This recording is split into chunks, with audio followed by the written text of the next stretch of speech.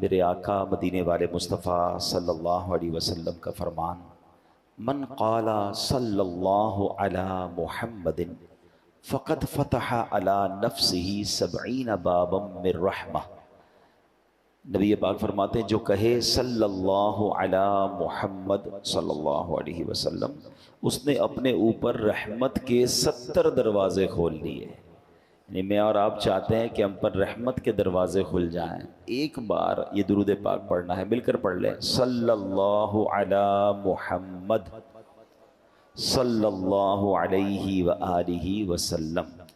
اب آگے نبی پاک فرماتے ہیں وَأُلْقِي مَحَبَّتُهُ فِي قُلُوبِ النَّاسِ فَلَا يَبْغَضُهُ إِلَّا مَنْ فِي قَلْبِهِ نِفَاقٌ۔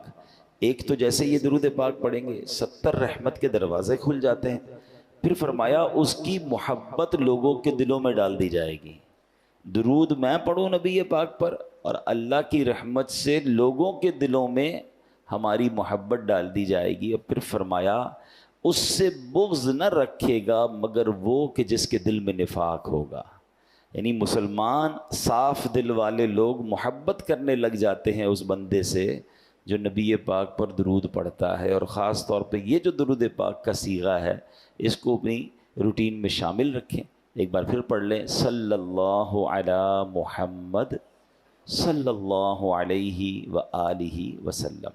انشاءاللہ یہ عادت میں رکھیں تو آپ کو ہر بار درود پڑھنے پر 70 رحمت کے دروازے بھی کھلتے جائیں گے اور لوگوں کے دلوں میں انشاءاللہ محبت ڈال دی جائے گی۔ ایک بار محبت کے ساتھ بآواز بلند درود پاک پڑھ لیں، صلو علی الحبیب صلی اللہ تعالی علی محمد صلی اللہ علیہ وسلم۔ تم تھے خوش جب رب نے ہم کو خیر امت کر دیا، رحمت عالم ہمارے الصلاۃ والسلام، خیر امت کر کے اپنی رحمتوں میں دھر لیا، صدقے تیرے ہیں پیارے الصلاۃ والسلام۔ الحمدللہ عز و جل ہم کچھ قرآن کی باتیں، قرآن کے احکام، قرآن کی آیتوں کو سمجھنے کی کوشش کرتے ہیں۔ آج قرآن مجید فرقان حمید کی سورہ بقرہ کی آیت نمبر 83 پہلے پارے میں ہے، اس کی کچھ باتیں سمجھنے کی کوشش کرتے ہیں۔ اللہ کریم قرآن مجید میں ارشاد فرماتا ہے وَبِالْوَالِدَيْنِ إِحْسَانًا وَذِي الْقُرْبَى وَالْيَتَامَى وَالْمَسَاكِينِ۔ آسان ترجمہ قرآن کنز العرفان۔ اور ماں باپ کے ساتھ بھلائی کرو اور رشتہ داروں اور یتیموں اور مسکینوں کے ساتھ اچھا سلوک کرو۔ پارہ نمبر 1 سورہ بقرہ آیت نمبر 83 کا ایک جز، ایک حصہ ہم نے سنا ہے۔ اب ہم نے والدین کے بارے میں، رشتہ داروں کے بارے میں پچھلے بیانات میں کافی ڈسکس کیا ہے۔ آج ہم پرٹیکولرلی یتیم کے بارے میں جانیں گے۔ یتیم کے بارے میں کچھ مسکنسیپشنز بھی ہیں، وہ بھی کلیئر ہو جائیں گے، اور یتیم کہتے کس کو ہیں، اور پھر یتیم کے ساتھ اچھا سلوک کرنا یہ کتنی بڑی نیکی ہے۔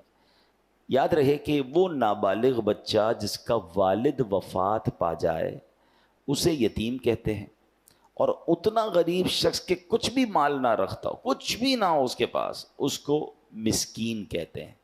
آیت کریمہ میں حکم کیا دیا گیا کہ سب سے پہلے ماں باپ کا حق ہے، لہٰذا ان کے ساتھ نیکی اور بھلائی کرو۔ پھر ان کے واسطے سے جتنوں کے ساتھ رشتہ بھی قائم ہوا ہے، ماں باپ کی وجہ سے رشتہ کیسے قائم ہوتا ہے؟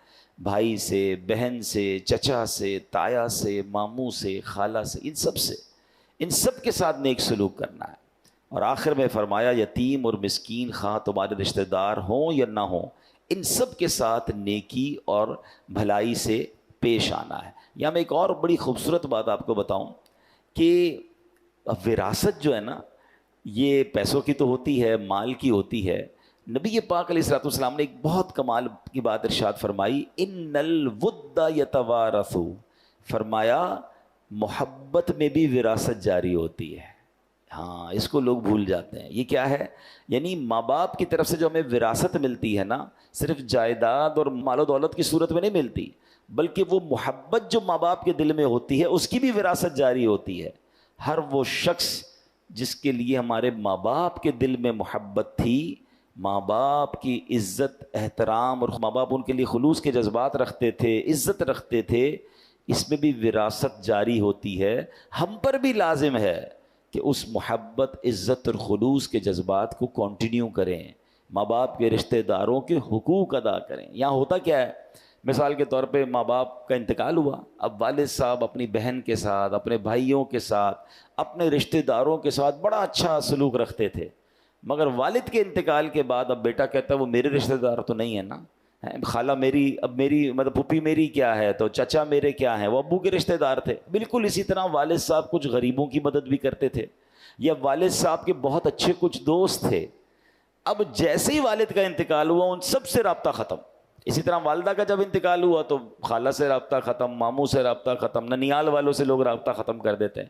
اسی طرح والدہ کی کچھ سہیلیاں ہوتی ہیں، یا والدہ کی کچھ ایسی عورتیں آتی تھی کہ ماں جن کی مدد کرتی تھی، لیکن ہوتا کیا ہے کہ جیسے ہی ماں باپ دنیا سے جاتے ہیں بچے کہتے ہیں ہمارا ان سے کیا تعلق ہے، وہ اچھا ان کو بڑا فیل ہوتا ہے کہ ہمارا بھائی تو کیا گیا، اب سارا معاملہ ہی ختم ہو گیا، ہماری بہن تو کیا گئی، اب سارا معاملہ ختم ہو گیا۔ نہیں، اب یہ حدیث کا جز یاد رکھیے کہ محبت میں بھی وراثت جاری ہوتی ہے۔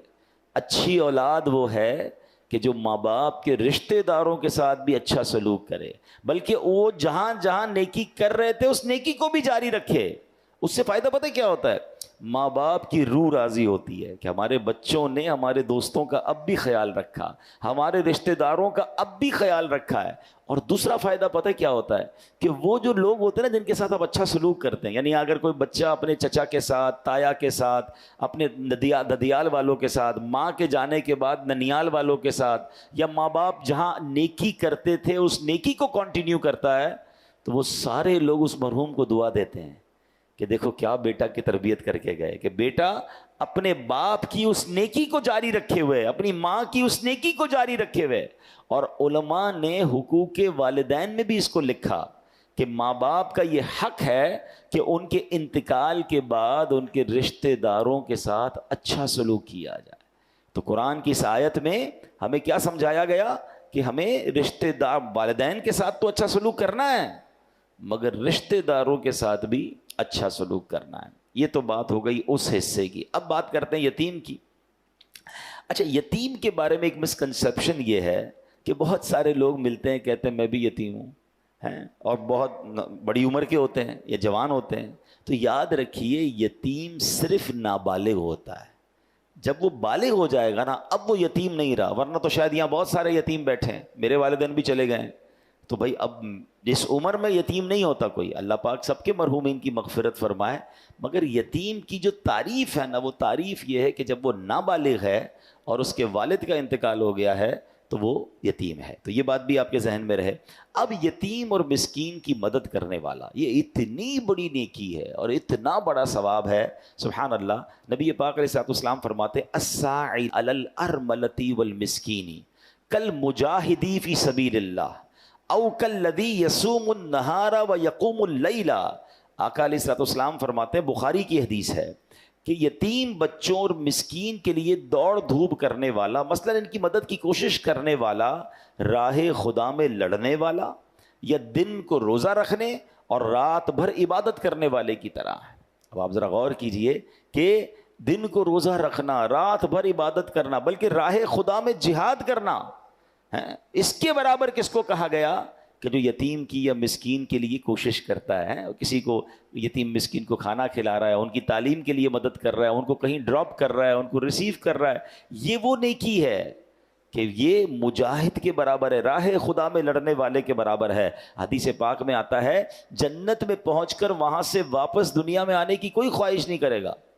دنیا سے کوئی جنت میں پہنچ جائے اس کو پھر دنیا میں کیوں واپس آنا ہے، مگر سبحان اللہ جو راہ خدا میں لڑتے ہوئے شہید ہوا ہوگا نا وہ جنت میں پہنچ کر بھی خواہش کرے گا کہ کاش پھر دنیا میں جاؤں، پھر راہ خدا میں لڑوں اور پھر شہادت کا مرتبہ پاؤں۔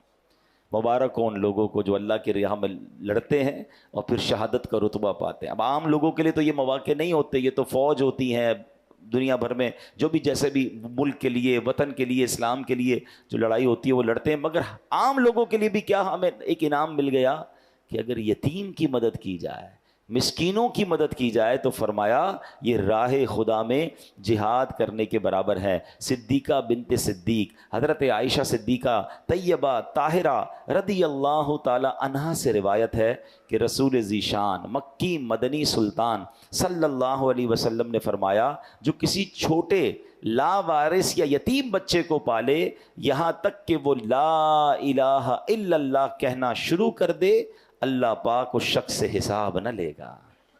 تو مبارک انہیں جو اس طرح لاوارث اور مسکین بچوں کی کفالت کرتے ہیں اور اس حد تک انہیں پالتے ہیں کہ وہ مدرسے چلے جائیں، وہ دین سیکھ جائیں، وہ اللہ رسول کا نام لینے والے بن جائیں، پیروں پہ کھڑے ہو جائیں، تو پھر انشاءاللہ یہ اس کے لیے مغفرت کا سبب بن جاتا ہے۔ ایک اور جگہ نبی پاک علیہ الصلوۃ والسلام فرماتے ہیں، اللہ اکبر، انا وکافل الیتیم فی الجنت کہاتین، آقا فرماتے میں اور یتیم کی کفالت کرنے والا جنت میں یوں ہوں گے، اور یہ کہہ کر نبی پاک نے شہادت کی انگلی اور اپنی بیچ والی انگلی کو ملایا، فرمایا ایسے جنت میں ساتھ ہوں گے جیسے میں اور وہ جو یتیم کی کفالت کرنے والا ہے۔ ایک جگہ فرمایا خیر بیت فی المسلمین بیت فیہ یتیم یحسن الیہ، یعنی مسلمان گھروں میں سب سے بہترین گھر وہ ہے جس میں یتیم ہو اور اس کے ساتھ نیک سلوک کیا جاتا ہو۔ لیکن آگے فرمایا وشر بیت فی المسلمین بیت فیہ یتیم یساء الیہ، فرمایا سب سے برا گھر وہ ہے جس میں یتیم ہو اور اس کے ساتھ برا سلوک کیا جاتا ہو۔ یہاں یہ بھی مسئلہ ہے، رشتہ داروں میں کوئی بچہ یتیم ہو گیا، اب یتیم کو تو رکھا مگر اس کو واقعی یتیموں والا سلوک ہی اس کے ساتھ ہوتا ہے، اور جناب بعض اوقات تو اس کے یتیم کے مال پر قبضہ کر لیا جاتا ہے کیونکہ ماں باپ نے مال چھوڑا ہے، بچہ یتیم رہ گیا، رشتہ دار کہتے ہیں ہم سنبھالیں گے جناب، اس کی کفالت بھی کریں گے اور اس کا مال بھی سنبھالیں گے، مگر ایسا بھی ہوتا ہے کہ جناب یتیموں کا مال کھا لیا جاتا ہے، وہ بڑے ہوتے ہیں تو انہیں کوئی دینے کے لیے تیار نہیں ہوتا۔ یہ بہت سخت گناہ ہے، اس کی زبردست وعید آئی ہے، یعنی ایک طرف یتیم کے ساتھ اچھے سلوک کرنے والے کو تو جنت کی بشارت، مگر یتیم کا جس نے مال کھایا، یتیم کو تکلیف پہنچائی، یہ بہت خطرناک کام ہے، یاد رکھیے۔ پھر نبی پاک فرماتے ہیں انا وکافل الیتیم فی الجنت کہاتین، یعنی میں اور یتیم کی کفالت کرنے والا جنت میں یوں ہوں گے، اور پھر نبی پاک نے اپنی دونوں انگلیاں ملا کر بتایا جنت میں آقا کا پڑوس چاہیے تو سمجھ لیں کہ پھر یتیموں کے ساتھ بڑا اچھا سلوک کرنا ہے۔ پیارے آقا علیہ الصلوۃ والسلام، آپ جانتے ہیں یہ کتنی بڑی فضیلت ہے، انبیاء کرام جنت میں کہاں ہوں گے؟ وہ درجہ جسے جنت عدن کہا جاتا ہے، اور ہمارے آقا اور دیگر انبیاء علیہ الصلوۃ والسلام اسی درجے میں جلوہ فرما ہوں گے۔ جنت میں آقا کا پڑوس ملنے کا مطلب یہ ہے کہ جس شخص کو یہ سعادت ملے گی وہ بھی جنت میں اسی درجے میں پہنچ جائے گا۔ اور سبحان اللہ، اگر جنت میں نبی پاک کا دیدار بھی نصیب ہوتا رہے تو اس سے اچھا انعام کون سا ہوگا؟ تو اس نیکی کے لیے تو کوشش کرنی چاہیے۔ آگے جا کے بتاؤں گا کہ ہم کیسے یہ نیکی کما سکتے ہیں، یہ کیسے پاسبل ہے۔ ہر بندہ تو اپنے گھر میں یتیم کو نہیں پال سکتا۔ اچھا، یتیم کو پالنے کے کچھ کمپلیکیشنز بھی ہیں، کچھ شرعی معاملات بھی ہیں، وہ بھی انشاءاللہ آپ کو عرض کرتا ہوں، کیونکہ کچھ لوگ شوق میں ذوق میں اپنے گھر میں ایک یتیم بچہ تو لے آتے ہیں لیکن پھر اس کے شرعی معاملات پر ڈسکس نہیں کرتے یا معلومات نہیں لیتے، جس کی وجہ سے پرابلم ہو جاتی ہے۔ تو آئیے انشاءاللہ اب کچھ اور باتیں میں آپ کو عرض کر دیتا ہوں کہ یتیم کو جو گود لیتے ہیں اس میں کچھ احتیاطیں ہیں۔ پہلے یہ سمجھ لیجئے کہ یتیم کو اپنی ولدیت نہ دیجیے، مثلا فارم میں، شناختی کارڈ میں، اسکول وغیرہ کے ڈاکیومنٹس میں اس کے والد کی جگہ لوگ اپنا نام لکھوا لیتے ہیں، ایسا کرنا شرعاً جائز نہیں ہے، یہ یاد رکھیے گا۔ جو اس کا والد ہے اسی کا نام ہونا چاہیے، آپ اپنا نام ڈاکیومنٹس میں نہیں دے سکتے۔ اسی طرح یتیم جب بالغ ہوگا نا تو اب پردے کے معاملات بھی ہوں گے۔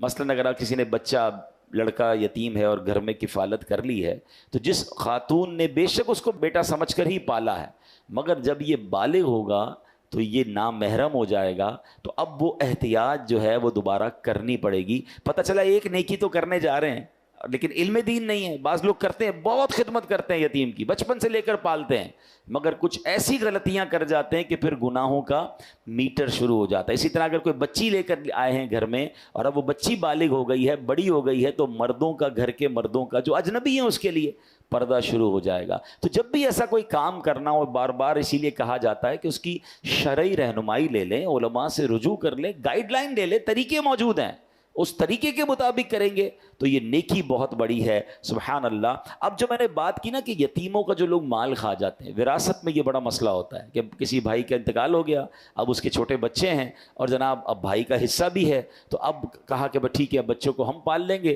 اور جب بڑے ہوں گے تو جناب ان کا جو وراثت میں حصہ ہے وہ بھی دے دیں گے. لیکن بعض لالچی لوگوں کی نظر ہوتی ہے ان کے مال پر اور پھر وہ یتیموں کو کچھ نہیں دیتے یا اس میں ڈنڈی مارتے ہیں.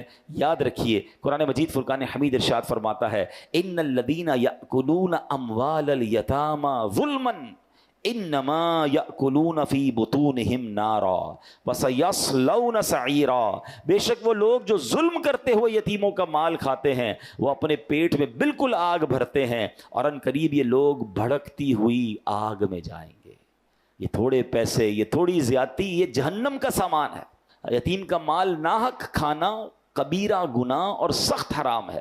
قرآن پاک میں نہایت شدت کے ساتھ اس کے حرام ہونے کا بیان کیا گیا ہے. یتیم کا مال کھانے کا یہ مطلب نہیں کہ آدمی باقاعدہ کسی بری نیت سے کھائے تو ہی حرام ہے، بلکہ آدمی کو اس کی خبر بھی نہیں ہوتی کہ وہ حرام کھا رہا ہے، حالانکہ وہ یتیموں کا مال کھانے کے حرام فعل میں ملوث ہو جاتا ہے. اس میں بھی وہی پرابلم ہے، وہ سمجھ رہا ہے میں ٹھیک تو کر رہا ہوں.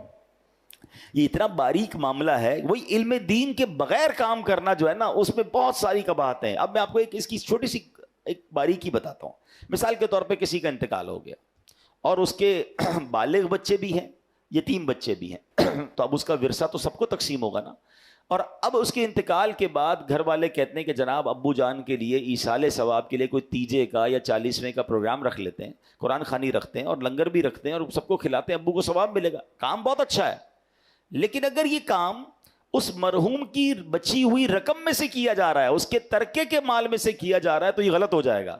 کیونکہ یتیم بچہ جو ہے اس کا بھی اس میں حق ہے، اور یتیم جب تک بالغ نہیں ہوتا اپنے پیسوں کا کسی کو اجازت نہیں دے سکتا. تو اب پرابلم یہ ہو گیا کہ مرحوم کا پیسہ بھی اگر یتیم کی طرف چلا گیا تو اب اس کی اجازت کے بغیر، اور وہ اجازت بالغ ہونے سے پہلے دے نہیں سکتا، تو مرحوم کے ایصال ثواب کے لیے بھی خرچ نہیں ہو سکے گا. اب اس سے اندازہ کر لیں کہ اتنی باریکی، اور لوگ جناب یتیم کے مال کو کہیں انویسٹ کر رہے ہوتے ہیں، کہیں لگا رہے ہوتے ہیں، کوئی شرعی رہنمائی ہوتی نہیں، خرچ کر رہے ہوتے ہیں، لیکن کیا معلوم یہ حرام ہو رہا ہو. کچھ چیزوں کی اجازت ضرور ہے مگر اس کے لیے علماء سے رابطہ کیجئے. اگر آپ کسی یتیم کی کفالت کر رہے ہیں یا اس یتیم کا سرمایہ آپ کے پاس آ گیا ہے، اس کی وراثت کا حساب کتاب آپ کے پاس آیا ہے، تو اب آپ الرٹ ہو جائیے کہ 1 روپیہ بھی غلط نہیں کرنا ہے. کہیں قرآن میں جو فرمایا کہ وہ بھڑکتی ہوئی آگ میں جائیں گے، ان بد نصیبوں میں میں شامل نہ ہو جاؤں. تفسیر قرآن نور العرفان میں کیا ہے، جب میت کے یتیم وارث ہوں تو مال مشترک میں اس کی فاتحہ تیجا وغیرہ حرام ہے کہ اس میں یتیم کا حق شامل ہے، بلکہ پہلے تقسیم کرو پھر کوئی بالغ وارث اپنے حصے سے یہ سارے کام کرے، ورنہ جو بھی کھائے گا دوزخ کی آگ کھائے گا، قیامت میں اس کے منہ سے دھواں نکلے گا. حدیث پاک میں آتا ہے یتیم کا مال ظلمن کھانے والے قیامت میں اس طرح اٹھیں گے کہ ان کے منہ، کان اور ناک سے بلکہ ان کی قبروں سے دھواں اٹھتا ہوگا، جس سے وہ پہچانے جائیں گے کہ یہ یتیموں کا مال کھانے والے. یتیم کا اگر خاندان میں، ہماری فیملی میں کوئی یتیم ہے نا اور اس کا مال کسی طرح آپ کو پتہ چل گیا کہ یہ ہم نے ٹیک کیئر کرنا ہے، بی اویئر، علماء سے رابطہ کریں، 1 روپے کا پراپر حساب رکھیں. نیکی بڑی ہے مگر یہاں زیادتیاں ہو رہی ہیں. آپ کے سامنے بھی ہوگا ایسے واقعات، بہنوں کا حق نہیں دیتے ورثے میں اور یتیم کا مال کھا جاتے ہیں. یتیم کو بیچارے کو پتہ بھی تو نہیں ہوتا نا کہ میرے پاس کتنے پیسے ہیں، وہ تو چھوٹا تھا، اس کے والد صاحب چلے گئے، اب رشتہ داروں کی نظریں ہوتی ہیں کہ جناب اس کا ہم سنبھالیں گے اور اس کا مال بھی ہم ہتھیا لیں گے. یہ مال نہیں لے رہے آپ، یہ جہنم کی آگ لے رہے ہیں. اس یتیم کی کفالت کر کے جنت آپ حاصل کر سکتے ہیں. پیارے آقا علیہ الصلوۃ والسلام کی حیات طیبہ کا بڑا شاندار واقعہ. مکہ مکرمہ میں ایک یتیم بچہ تھا، اس کی امت کے فرعون، یعنی اس امت کا جو فرعون تھا وہ کون تھا؟ ابو جہل تھا. اس ابو جہل نے اس یتیم بچے کی پرورش اپنے ذمے لے لی، سارا مال بھی جو اس بچے کو وراثت میں ملا تھا وہ بھی اپنے قبضے میں کر لیا. اب چاہیے تو یہ تھا کہ ابو جہل اس کی اچھی دیکھ بھال کرتا، مگر اس بدبخت نے، جس کے دل میں حرص و ہوس بھری ہوئی تھی، یتیم کی پرورش کرنے کی بجائے اس کے مال پر قبضہ کر لیا. ایک دن وہ بچہ ننگے بدن پریشان حال ابو جہل کے پاس آیا اور کہا کہ مجھے اپنا مال دو جو میرے والد صاحب چھوڑ کر گئے تھے. اس بدبخت نے اس یتیم کو دھکے دے کر اپنے گھر سے نکال دیا. اچھا اب جب قریش کے سرداروں نے دیکھا کہ یتیم کے ساتھ ایسا ہوا ہے تو کہا ایسا کرو تم مسلمانوں کے نبی محمد عربی صلی اللہ علیہ وسلم کے پاس جاؤ اور ان سے جا کر مدد مانگو. اچھا انہوں نے یہ ایک چیز بھی ٹونٹ کرنے کے لیے کہی تھی کہ وہ بھی کیسے مدد کریں گے, چلو پھر بھی تم جاؤ ان کے پاس. وہ پیارے آقا علیہ الصلوۃ والسلام کے پاس آیا. اب نبی پاک سبحان اللہ وہ تو سب کے مددگار ہیں, غم و رنج و علم اور سب بلاؤں کا مداوا ہو, اگر وہ گیسوؤں والا میرا دلدار ہو جائے, اشارہ پائے تو ڈوبا ہوا سورج برآمد ہو, اٹھے انگلی تو مہ دو بلکہ دو دو چار ہو جائے. تو وہ یتیم گئے جب ان کے پاس, تو نبی پاک علیہ الصلوۃ والسلام نے کیا کیا, پیارے آقا نے اس بچے کو ساتھ لیا اور ابو جہل کے پاس آ گئے اور آپ نے فرمایا کہ اے ابو جہل, نبی پاک علیہ الصلوۃ والسلام نے فرمایا کہ اس یتیم کا مال دو. اب سارے سردار سمجھے کہ ابو جہل نے تو آج خوب بدتمیزی کرنی ہے, ان کو کیسے ان کی بات ماننی ہے. مگر جیسے ہی نبی پاک اس کے جو بھی جگہ تھی وہاں تشریف لائے تو مرحبا کہہ کر اس نے استقبال کیا اور فوراً یتیم کا سارا مال نکال کر دے دیا. تو قریش کے لوگ حیران ہو گئے, ابو جہل تم تو ان کے سب سے بڑے مخالف ہو, ان کے بارے میں اتنی باتیں کرتے ہو, ان کے دین کو ٹھکراتے ہو, آج آتے ہی ان کو سارا مال دے دیا. آج تو موقع تھا معاذ اللہ ان کے سامنے تم نے مقابلہ کرنے کا. تو ابو جہل کہتا ہے کہ جب وہ آئے تو خدا کی قسم میں نے دیکھا کہ محمد عربی صلی اللہ تعالیٰ علیہ وسلم کے دائیں اور بائیں ایک نیزہ دیکھا میں نے, مجھے ڈر لگا کہ ان کی بات نہیں مانوں گا تو وہ نیزہ مجھے پھاڑ ڈالے گا. یہ معجزہ رسول اللہ صلی اللہ علیہ وسلم ہے کہ اس کو عذاب الہی نظر آنے لگ گیا تھا, وہ ڈر گیا اور نبی پاک کی ایک ایسی ہیبت اس کے دل پر طاری ہوئی کہ اس نے یتیم کو جو ہے وہ مال لوٹا دیا. تو اے میرے پیارے اسلامی بھائیوں, یہ بہت بڑی نیکی ہے. ہم سب کو اپنے مال میں کچھ نہ کچھ حصہ, تھوڑا بہت بھی پارٹ جو ہے وہ یتیموں کے لیے رکھنا چاہیے. یعنی وہ بندہ کہتا ہے نا یار الگ الگ جگہوں پر انویسٹمنٹ ہونی چاہیے, الگ الگ کاروبار ہونے چاہیے. Do not put your all eggs in one basket. انگریزی کا مقولہ کیا ہے کہ سارے انڈے ایک باسکٹ میں مت ڈالو, وہی باسکٹ گر گئی تو سارے ہی انڈے ٹوٹ جائیں گے. تو کاروبار میں بھی لوگ مختلف جگہوں پر کام کرتے ہیں کہ ایک کاروبار میں مندہ ہو تو کہیں اور سے پیسے آ جائیں, تھوڑی بہت ہی انویسٹمنٹ لوگ کر رہے ہوتے ہیں. یہ دنیا کے لیے تو دماغ چلتا ہے, اللہ کرے میرا نیکیوں کے لیے بھی ایسا ذہن بن جائے کہ تھوڑے پیسے میں کبھی مسجد میں لگا دوں, تھوڑے پیسے کسی مدرسے میں دوں تاکہ قرآن پڑھنے والوں کا ثواب بھی ملے. اچھا جناب میں کسی غریب کی مدد کر دوں, وہ اپنے بچوں کو کھلائے, اس کا مجھے ثواب ملے.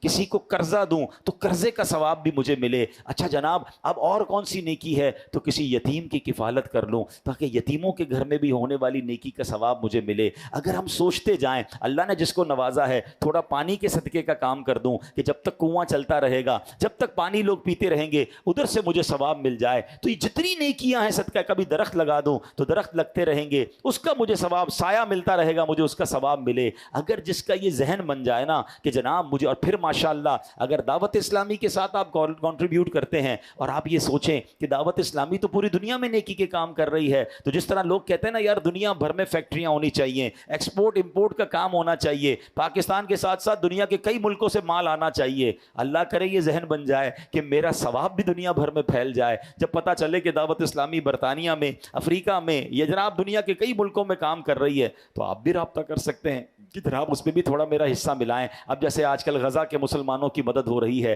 فلسطین کے مسلمانوں کی مدد ہو رہی ہے, وہاں کتنی بڑی تعداد میں یتیم بچے ہو گئے ہیں. الحمدللہ ہم کوشش کر رہے ہیں کہ کسی طرح میں ایکسس ملے تو ہم غزہ کے اندر بھی انشاءاللہ یتیم خانہ بنائیں. مگر کہنے کا مقصد یہ ہے کہ ہمیں خاص طور پر آج جو میں نے بیان کیا ہے کہ یتیموں کی کفالت, سب سے پہلے تو یہ سوچ لیجئے کہ اگر آپ کی فیملی میں, آپ کے رشتہ داروں میں کوئی یتیم ہے, اس سے اچھا سلوک کرنا ہے, اس کا حق نہیں دبانا ہے, بلکہ اس کا حق دلانے میں اپنا اگر آپ کردار ادا کر سکتے ہیں تو کردار ادا کیجئے. پہلی آپ نے سبحان اللہ حدیث بھی سنی تھی, قرآن پاک کی آیت بھی سنی کہ وہ راہ خدا میں جہاد کرنے والے کے برابر ہے جو کسی یتیم کے لیے مدد کرنے کی کوشش کرتا ہے. تو آپ یہ کام کیجئے. دوسرے نمبر پر آپ یہ کیجئے کہ یتیم کی کفالت اپنے ذمے لے لیجئے. اپنے گھر میں اگر یتیم پالنا ہے بڑی اچھی نیکی ہے, مگر اس کے شرعی کانسیکوینسز, شرعی تقاضے پورے کرنے ہوں گے. اور اگر آپ اپنے گھر میں نہیں پال سکتے تو آس پاس رشتہ داروں میں, پڑوسیوں میں, محلے میں کئی یتیم بیوائیں ہوتی ہیں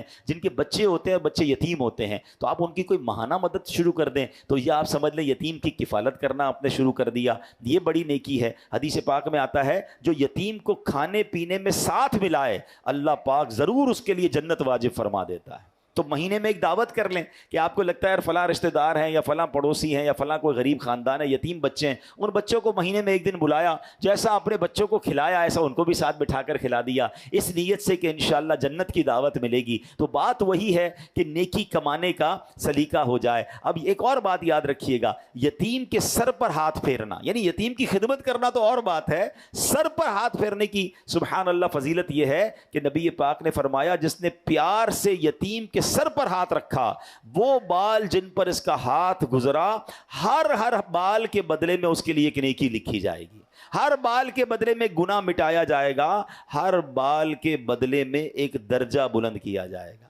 تو اللہ کی رضا کے لیے، اچھا یہ بھی کیوں؟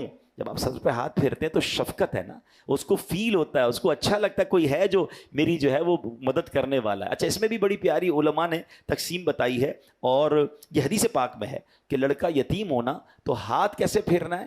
پیچھے، سر کے پیچھے سے ہاتھ آگے لانا ہے، اور جس کا والد ہے دنیا میں، ویسے ہی ہمارے کسی دوست کا بیٹا ہے اور شفقت کے لیے آپ سر پہ ہاتھ پھیر رہے ہیں تو آگے سے پیچھے بالوں کی طرف لے جانا ہے۔ تو یہ بھی طریقہ حدیثوں میں بیان ہوا۔ تو بہرحال میرے پیارے اسلامی بھائیوں، جب سر پر ہاتھ پھیرنے میں اتنا ثواب ہے کہ ہر بال کے بدلے نیکی ہے، تو یتیم کو کپڑے دلانا، یتیم کو کھانا کھلانا، یتیم کی تعلیم کا انتظام کرنا، دیکھیں وہ بن باپ کا بچہ ہے، آپ اس کے ساتھ اچھا کریں گے، آپ کے اپنے بچوں کے ساتھ اچھا ہونا شروع ہو جائے گا۔ تو آخر میں میری گزارش یہی ہے کہ مثال کے طور پہ کوئی میرا بھائی ایسا بیٹھا ہے، آپ کے 3 بچے ہیں، آپ کے 4 بچے ہیں، آپ کے 5 بچے ہیں، اللہ آپ کو برکت دے آپ کے بچوں میں، تو کیا ایسا نہیں ہو سکتا کہ میں یہ بھی پلان کروں کہ یار کم از کم 2 یتیم بچے بھی میں پالوں؟ 4 بچے بھی تو پال رہا ہوں نا، وہ 2 بھی انشاءاللہ میری ذمہ داری ہوں گے، وہ پلتے رہیں گے، وہ خوش ہوتے رہیں گے، ان کی برکت سے اللہ میرے بچوں کی خیر فرما دے گا۔ تو اول تو آپ خود سے کیجئے۔ اگین میں یہی کہہ رہا ہوں کہ اپنے خاندان میں سب سے پہلے دیکھیں، ہماری سب سے پہلی ذمہ داری اپنا ہی خاندان ہے۔ ہو سکتا ہے ہمارے ہی خاندان میں یتیم بچے ہوں اور ہماری نظروں میں نہ ہوں، تھوڑا سا توجہ دیں گے۔ میں نے تعریف بیان کر دی کہ جس کے والد کا انتقال ہو گیا ہو اور وہ نابالغ ہو تو وہ یتیم ہے، اس کی کفالت کر کے جنت کا سامان کیجئے، ہو سکے تو اس کی ساری ذمہ داری اپنے اوپر لے لیجئے، اس کی تعلیم کی، اس کے لباس کی، اس کی میڈیکل کی، اور اس کو بڑا کیجئے۔ آپ دیکھیں قدم قدم پر انشاءاللہ روزانہ نیکیاں ملنا شروع ہو جائیں گی۔ اور آپ کو لگتا ہے یار میں پرسنلی یہ نہیں کر سکوں گا، میرے لیے ڈھونڈنا مشکل ہے، تو پھر دعوت اسلامی میں الحمدللہ ایک پورا نظام ہے، اور آپ کو میں خوشخبری دے رہا ہوں کہ الحمدللہ کراچی میں پہلا یتیم خانہ، یہ آپ جب دیکھیں گے کبھی گزر ہو آپ کا ناگن چورنگی کے پاس نیو کراچی پہ، تو آپ دیکھیے گا گراؤنڈ+7 کی اسٹیٹ آف آرٹ بلڈنگ اب کمپلیشن کے مرحلے میں ہے، اور انشاءاللہ آپ یتیم خانہ، ہم نے یہ بھی سوچا تھا جب یہ بنانے لگے تھے کہ نارمل مدرسے کی طرح کا بنا لیں، ہم نے کئی یتیم خانوں کا وزٹ کیا، پھر ہمیں اندازہ ہوا کہ پاکستان میں کئی یتیم خانے واقعی یتیم خانے بنا دیے انہوں نے، اتنا برا حال ہے۔ میں سب کا نہیں کہتا، کچھ واقعی بہت اچھے ہیں، لیکن انشاءاللہ ہم نے ایک ایسا پلان کیا کہ ہم ایسا یتیم خانہ بنائیں کہ عام بچے تمنا کریں کہ ہمیں وہاں پر رہنا ہے، کیونکہ یہ ہمارے بچے ہوں گے، ان کی رہائش، ان کا کھانا پینا، ان کی میڈیکل، بلکہ ان کو دیکھیں نا، اگر بچہ عید کی چھٹیوں پہ اپنے ماں باپ کے پاس جاتا ہے، یہ کہاں جائیں گے؟ تو ان بچوں کو کہیں اسلامک ٹور پر بھی لے جانا، یا پاکستان ٹور پہ لے جانا، مزارات اولیاء کا ٹور کرانا، وہ بھی ہماری ذمہ داری ہوگی۔ تو ایک شاندار مدنی ہوم زیر تعمیر ہے، اور انشاءاللہ مجھے بہت امید ہے کہ اینڈ آف 2025 یا جنوری 2026 کے قریب اس کی اوپننگ ہوگی۔ جب آپ دیکھیں گے تو اگر آپ یتیموں کی کفالت خود کریں، دوبارہ میں کہتا ہوں آپ خود کریں، نہیں کر سکتے اور آپ چاہتے ہیں کہ ہم یہ ذمہ داری لیں، تو آپ دعوت اسلامی کے ساتھ تعاون کر سکتے ہیں، مدنی ہوم کے نام پر اپنا ڈونیشن دیں گے تو انشاءاللہ یہ یتیموں کی کفالت پر خرچ ہوگا، اور یہ انشاءاللہ آپ کے لیے صدقہ جاریہ ہوگا۔ اللہ سے میں دعا کرتا ہوں کہ رب کریم ہمیں یہ نیکی کمانے کی بھی توفیق عطا فرمائے، کیونکہ جو اس کا اجر نبی پاک نے فرمایا نا کہ یتیم کی کفالت کرنے والا اور میں ایسے ہوں گے، تو پیارے آقا کے ساتھ اگر جنت مل جائے تو میں سمجھتا ہوں ایک مسلمان کے لیے اس سے بڑی کیا سعادت ہے۔ اور زندگی میں دیکھیں ابھی نہیں ہے آپ کی نظر میں کوئی، لیکن ہو سکتا ہے تھوڑے دنوں بعد آپ کی نظر میں کوئی ایسی فیملی آ جائے گی، کوئی ایسی درخواست آپ کے پاس آئے گی، پتہ چل جائے نا کہ یہ بیوہ اور یتیم ہیں اور یہ بچے یتیم ہیں، تو بس اب آپ نے ان کی خدمت کرنی ہے، ان کا ساتھ دینا ہے۔ اللہ کریم ہم سب کو یہ نیکی کرنے کی توفیق عطا فرمائے، آمین بجاہ النبی الامین صلی اللہ تعالی علیہ وسلم۔